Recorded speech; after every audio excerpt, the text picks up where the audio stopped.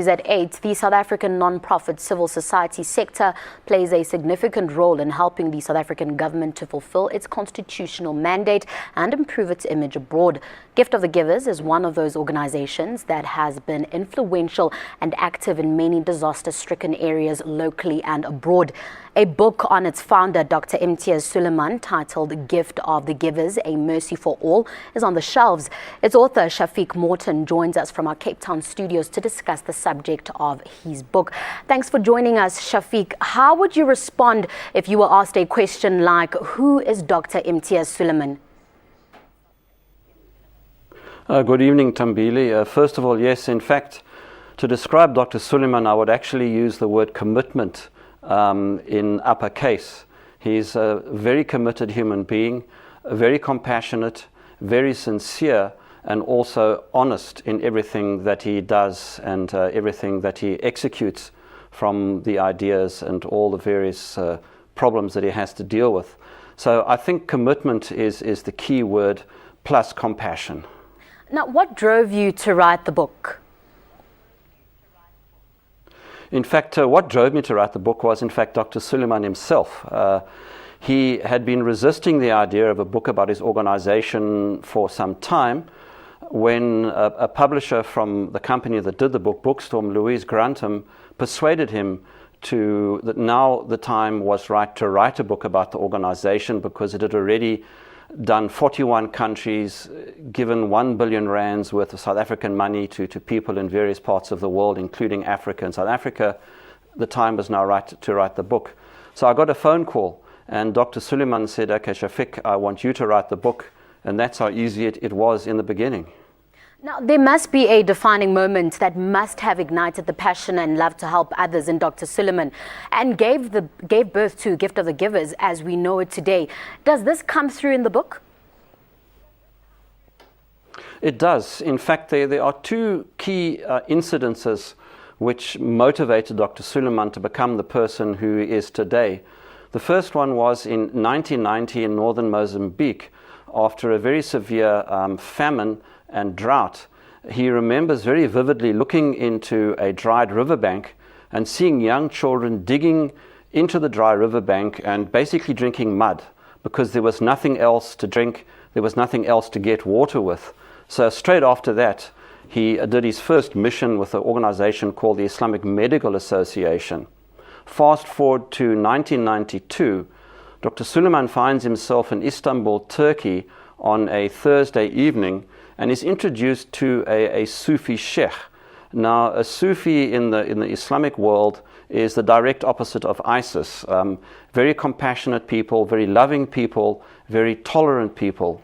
Now, this sheikh was a very wise old man, and he looked at Dr. Sooliman on this Thursday evening in a crowd of people, and he said to him, I'm not telling you, I'm ordering you to form this organization called Gift of the Givers. You will serve humanity for the rest of your life. You will serve humanity unconditionally, irrespective of race, creed, or color, anywhere in the world, at any time. The sheikh added that you will have to treat every single person you serve with dignity, and if you get a kick on your behind, you must regard that as a good thing. And the amazing thing about this incident is Dr. Sooliman says the sheikh couldn't talk English and he couldn't talk Turkish, and yet he understood perfectly what this man was actually saying to him. And that was how Gift of the Givers was born, 1992, in fact, on a Thursday evening. Now, if one looks at his life, it's really about fulfilling civic duties and responsibilities.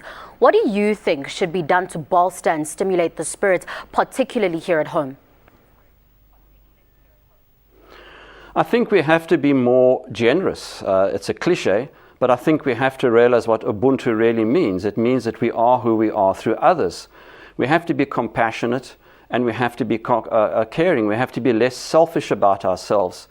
And the amazing thing is that as a human being, when you start giving, people start giving back. It's a two-way process. And I think if South Africans were just to remember this very simple homily, it could make a huge difference to civil society. Nobody's going to do anything unless we do it ourselves. I mean, no government in the world can solve everybody's problems. I mean, that just isn't going to happen. So the people who are going to solve our problems are ourselves. the best way to look at it is take a small seed from a gum tree which grows to a huge height in South Africa. That gum tree was once a small seed. So you have an idea, you develop your idea, and eventually it does grow. But the most important thing is you must nurture that idea, and you must not give up. You must be persistent. And of course, if you're compassionate and you're caring and you are focused, things do happen. Nothing happens overnight, but they do eventually happen, and then big things occur. Now, Shafiq, can you just briefly tell us what you expect anyone reading this book to walk away with?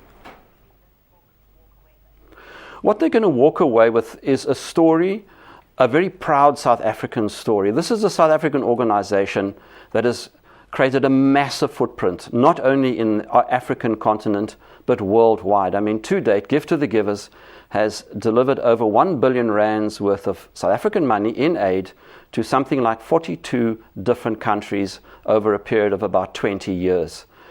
There's also a beautiful story about what's happened in South Africa, the feeding of the miners at Marikana, the development of 2 townships in Khayelitsha and in Alexandria, the Adelaide Tambo Special School, just so many projects coming from one single organization.